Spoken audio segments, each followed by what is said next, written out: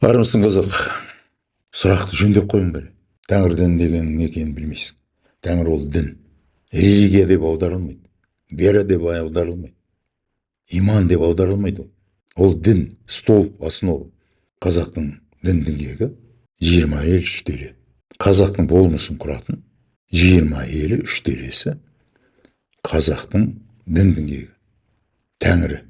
Егер Тәңір дегеніміз ол белоктар әлемі болатын болса, ол ғылымның дәлелі бойынша аминокислоталар болатын болса, ол 20 ел 3 деледен тұратын болатын болса, жер бетінде жүрген халықтың бәрі Тәңір.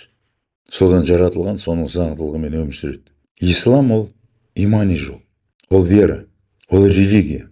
Түсінесің бе? Егер сен исламды қабылдаған болатын болсаң, сынаққа келдің бе?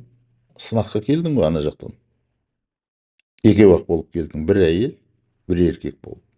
3 жылда өндің, өстің. Қайтуыңды арманда. Әрбір тәңіршімен алпарысқан сәтің сенің қайту жолыңа кедергі болып қала беретініне менің көзім анық жетеді. Кедергі болмасын десе, 5 уақыт сәлатыңды оқы, тәсбихыңды тарт, қолыңа түскен жалғыз Құран кітабын оқы, оның ішінде тұрған заңдылықтарды орында. Сынаққа келгесін, бақи арманың болсын. Қаяға ие болып арманың болсын. Сафиялық болу арманың болсын. Қайтадан инсан болу арманың болсын.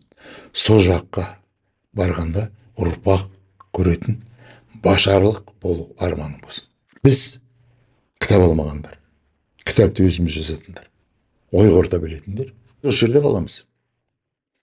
Тәңірлік дүние танымда қаламыз. Осы жерге айналып келе береміз. Тәңір заңдылығында қала береміз. Тәңірлік дүние таным қалады жарық дүниеде.